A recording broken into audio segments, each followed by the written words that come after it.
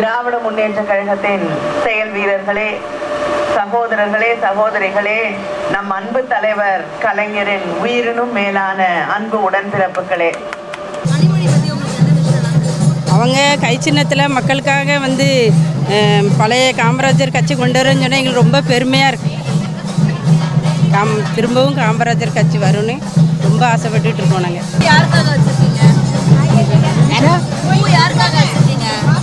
கனிமொழிக்கு போட.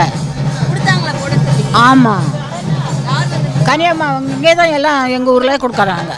கொடுத்து பற்றி தான் கனிமொழிக்கு போடுவோம்.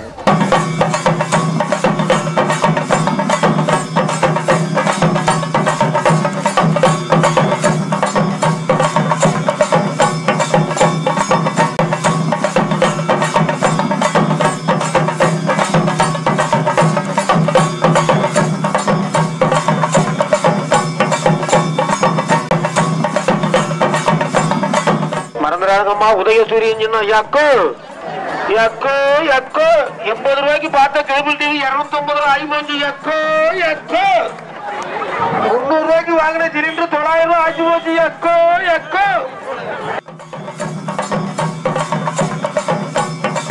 மார்னிங் எழுந்து நீங்கள் எப்படி பிரச்சாரத்துக்கு ரெடி ஆகுறீங்க? எத்தனை மணிக்கு எழுந்துப்பீங்க? நைட்டு எவ்வளோ நேரம் வரைக்கும் பிரச்சாரம் பண்ணுவீங்க? இல்லை, அது ஒவ்வொரு நாளும் பொறுத்து. சில நேரம் பிரச்சாரம் முடிச்சுட்டு வீட்டுக்கு வரத்துக்கு 12 மணி ஆகிடும். ஏன்னா ரொம்ப தூரத்துலேருந்து வீட்டுக்கு வரத்துக்கு ஆகிடும். சில நேரத்தில் பிரச்சாரம் முடிச்சுட்டு நிறைய கட்சிக்காரங்களை சந்தித்து அன்றைக்கி என்ன நடந்தது அப்படின்றதெல்லாம் பேசிட்டு படுக்கிறதுக்கு. தூத்துக்குடி மக்களுடைய வரவேற்பு எப்படி இருக்கு? அவங்க என்ன மாதிரி ரியாக்ஷன் கொடுக்குறாங்க அவங்களுடைய பிரச்சாரத்தில்? எல்லா இடங்கள்லையும் பிஜேபிக்கான ஒரு எதிர்ப்பு அலை இருக்கிறது. அதிமுகவும் ஒரு பெரிய சலிப்பை மக்கள் மனதிலே உருவாக்கி இருக்கிறது.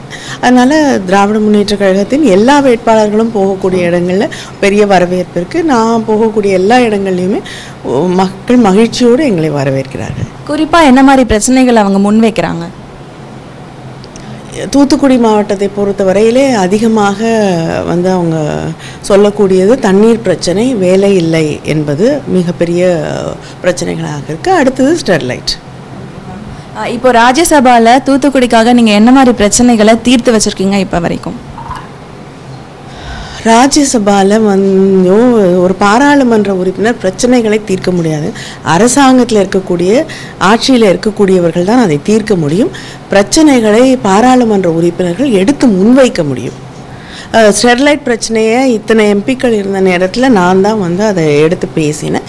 இங்கே தமிழ்நாட்டில் இருக்கக்கூடிய எல்லா பிரச்சனைகள், வெள்ளம் வந்த போது கூட அரசாங்கத்தின் கவனத்தை ஈர்த்தது நான் தான். அதே மாதிரி பெண்களுக்காகவும் நீங்கள் அங்கே பேசியிருக்கீங்க. பெண்களுக்கு முன்னுரிமை கொடுக்கணும் அப்படின்னு சொல்கிற போது திமுகலேருந்து 2 பேர் தான் எம்பியாக போட்டிடுறாங்க. இன்னும் நிறைய பெண்கள் ஏன் பார்ட்டிசிபேட் பண்ணலை?